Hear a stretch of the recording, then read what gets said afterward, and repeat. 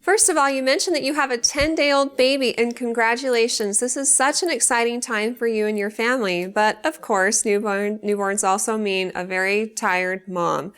You mentioned that your baby is very fussy at night, and this is actually normal. Hopefully you'll be reassured by knowing this. Babies are more fussy during the evening hours, like around 6 p.m. They tend to become more fussy and can fuss for the rest of the night, really. It's a fact that babies want to eat more between 9 p.m. and 3 a.m. So if you've noticed that your little one wants to eat more frequently during these hours, that's also normal. Now, you mentioned that when you pack your little boy on his side, surrounded by blankets, he seems to calm down.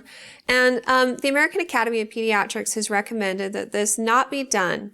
In order to decrease the risk of SIDS, a baby should just be left in their crib on their back without any extra soft, fluffy things for the entire year, their first year of life.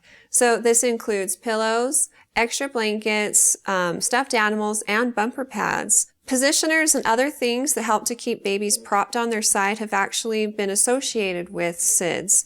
So it's just best to leave your baby flat on his back in his crib. And if he cries a little bit, that's okay. If you fed him, changed him, given him lots of love, and he's just a little bit fussy, it's okay to let him cry a little bit for a few minutes before responding to him. And, this over time will also teach him how to self-soothe. Now, he is only 10 days old, so of course you want to snuggle him and love him, and there's lots of other ways that you can help soothe him without using positioners or propping him on his side. Anything that's going to simulate what he felt like in the womb will be comforting to him. So many babies like to be swaddled.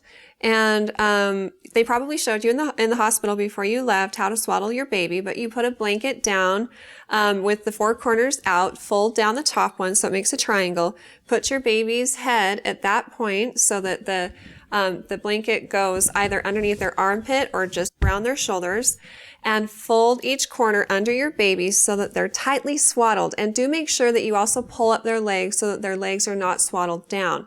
This helps to prevent hip complications.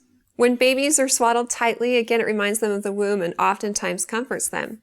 You can also use some type of noisemaker. Babies like white noise or the sound of a heartbeat, and there's devices out there you can buy or you can record your own. But a lot of times this is very soothing to babies.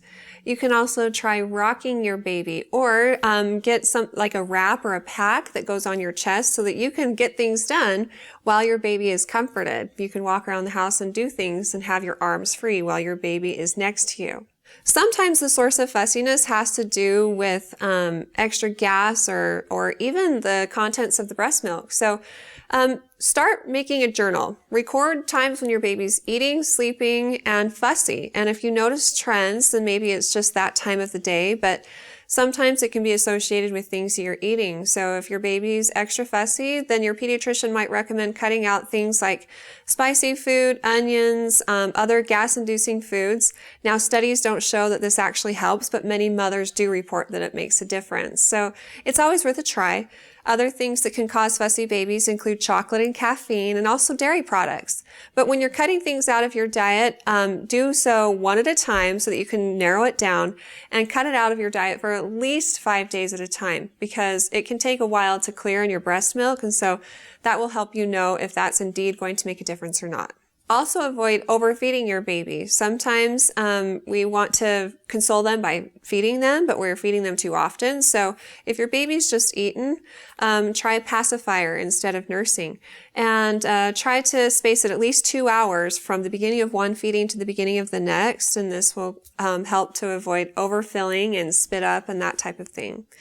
I hope that these tips help. And if you're ever concerned about your baby or if he's unconsolable for hours at a time, it would be best to bring it to the attention of your pediatrician, and they can ask you more specific questions, refer to the journal that you've been keeping, and determine if further investigation or treatments are warranted.